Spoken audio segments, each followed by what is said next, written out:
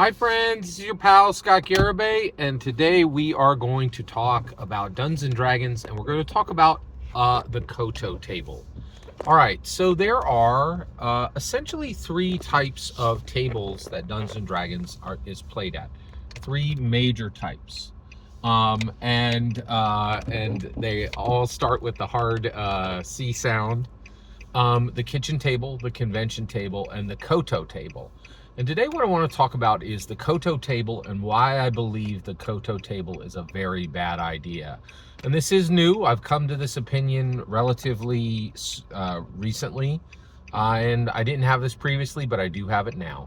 All right, let's talk about it. Okay, so first of all, let me define these three tables. So kitchen table, you know what that is, right? It's the kitchen table is that is where I play. I play at the kitchen table, right? It is, and it's important to understand this. So, what is playing Dungeons and Dragons at the kitchen table?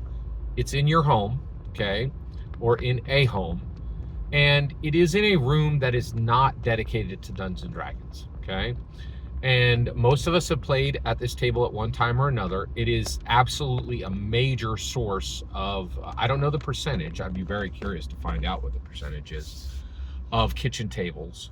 But it is definitely a thing, and it's a place where D&D is played, at the kitchen table. The really important part to understand about this is that it is a room that is not dedicated to Dungeons and Dragons, okay? And you come in, you fill it with D&D stuff, you play for 2 hours, and then you take all that stuff away. And that table is then used for other things, okay? That room is used for other things. It's important, okay. Next is the convention table. The convention table is extremely important. I actually think it may be more important than ever. Dungeons and Dragons is played at a lot of convention tables. And as the complexity and the difficulty of running Dungeons and Dragons becomes harder and harder every single day. That's another thing. I don't think we talk about this enough. Every single day, it is harder to run Dungeons and Dragons. I'm not gonna defend that in this video. I actually think if you listen to my videos, that will become clear. But I think we live in a world where it is harder and harder to run Dungeons and Dragons all the time, right? And you hear constantly people are like, I love Dungeons and Dragons, but it's very difficult to play, right? And it is. It's very difficult to play. To gather, 5 players together with a dungeon master and play is extremely difficult, and only getting more difficult. And because of that, a lot of players are very happy to play at conventions, right? They have thousands of, sometimes at big cons, actually, I can tell you, I go to PAX, Philadelphia area, the PAX Unplugged, literally 2,000 tables ready to play D&D. Like, it's incredible, right? Literally, you can have hundreds or even thousands of tables dedicated to D&D, and it becomes much easier to play in and many conventions are selling out, right? Like, literally can't even seat everybody who wants to play D&D. So the convention table is important. Make no mistake, the convention table is important. Okay. Next, let's talk about the Koto table. Koto, what is that? Koto, and the Koto is it's a hardwood from Africa, and it's extremely high end. And Koto tables are worth thousands of dollars, right? And I talk about the Koto table to talk about gaming tables, to talk about extremely expensive tables that literally cost thousands of dollars that Dungeons and Dragons is played on. Now, where do you find Koto tables? Well, you find Koto tables in rooms in homes that are dedicated to Dungeons and Dragons, right? So these are people who have taken it's often a basement room. Sometimes it's just a regular, bedroom or that's been cleared out, and like they put shelves on the wall for miniatures. They put bookshelves up for libraries, literally libraries. And I've played in several of these. I've played in no less than a half a dozen of these, right? These Koto tables, right? And these are a table worth $1,000 or more, sometimes $5,000, $10,000 just for the table itself. Thousands of dollars of miniatures on the wall, and $1,000 plus of a library of D&D books. These are rooms that are dedicated to Dungeons and Dragons. You walk into the room, it's filled with Dungeons and Dragons things. Those are not broken down. This entire room is dedicated to Dungeons and Dragons, right? And you can sit down and you can close the door and there's no interruptions and nobody's going to go, and somebody else who lives in the house is not going to go and grab, a Coke out of the fridge in the middle of the game. It's dedicated, right, to Dungeons and Dragons. So that's a Koto table, is a room that is dedicated to Dungeons and Dragons. Joe Manganiello had one of these, right?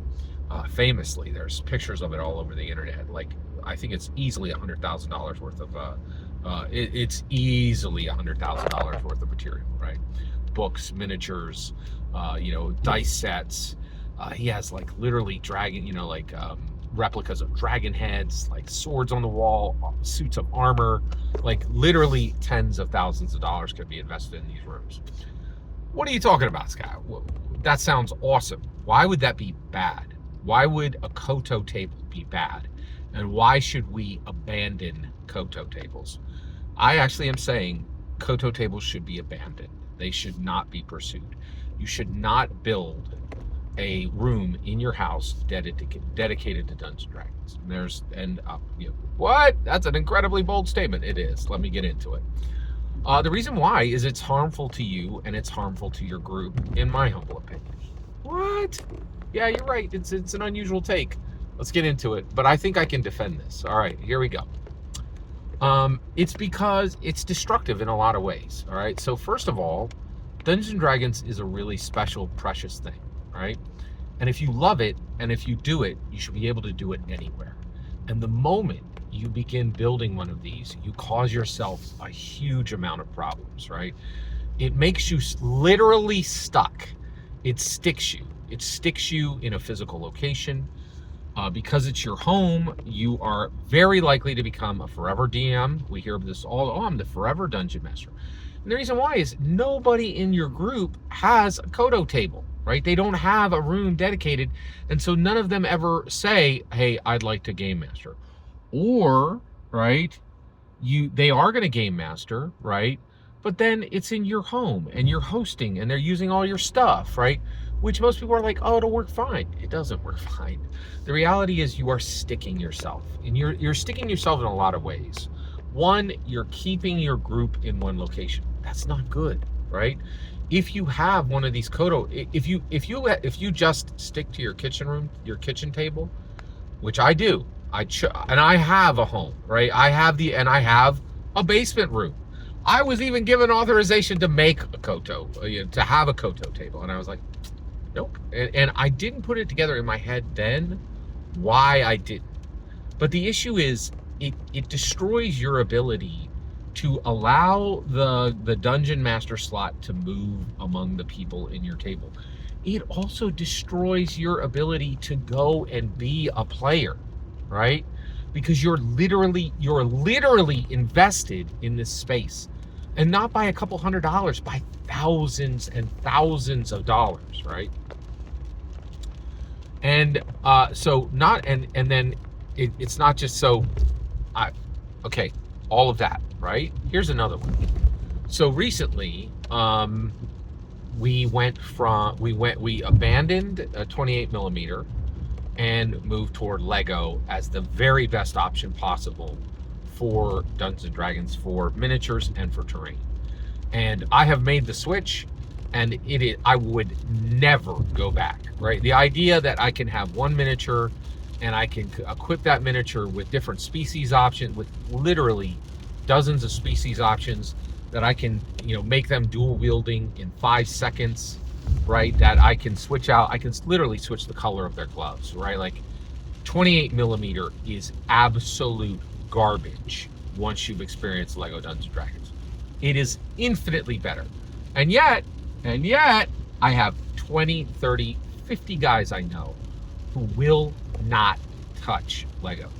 And the reason why is they have Koto tables. They have thousands and thousands and thousands of dollars invested in garbage. Absolute garbage 28 millimeter miniatures that are garbage. They're just like, you have to buy whenever you need to make even the slightest change to a 28 millimeter character, you have to buy a new one, right?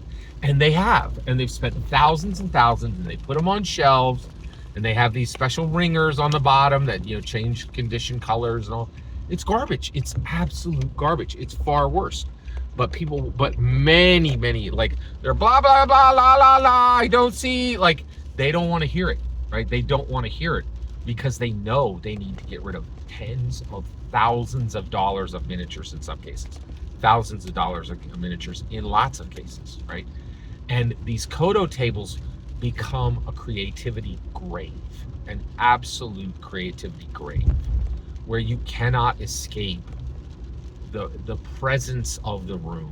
It becomes a trap. It literally becomes your creativity dungeon. Whereas if you do what I do, right, you keep it lean, you make sure that you can always throw everything you need to run Dungeons and Dragons into 2 backpacks and a box, right? Like I've built a system where I have to be able to carry everything that I DM with, and that means stuff gets cycled in and stuff gets cycled out of the kits, right? And I've always used representative miniatures. Even before Lego arrived, I was like 28, and you'll find I have receipts right here on this channel. I'm like, don't use 28 millimeter. Before Lego arrived, I was like, this is garbage. This does not work. You're spending thousands, and every time you need to make a change, even the slightest change, you have to throw this junk. You have to buy a new miniature. It's not scalable. It's not sustainable. It's not smart, right? And there are others. There are just other reasons why these Koto tables, they're a trap. They trap you. They trap your group. They limit movement of the game. They limit movement of new people into the Dungeon Master slot. They limit everything, right? If you are portable and you're ready to literally move your game to new places, it's so much easier to bring in new people and make it inviting, right? Whereas these Koto tables are imposing and they're a weight. They become a weight on you. And I've seen this time and time and time again. Koto tables are bad, and we should not build them. And I think Joe Manganiello, like, it didn't work out for him. It didn't work. Like, building that did not work out. Like, there's been a very vicious cost to that, personally, to him, I think. And I think everywhere where you see this, it's not good. It's not a good situation. Every single word you just heard in this video is my humble opinion.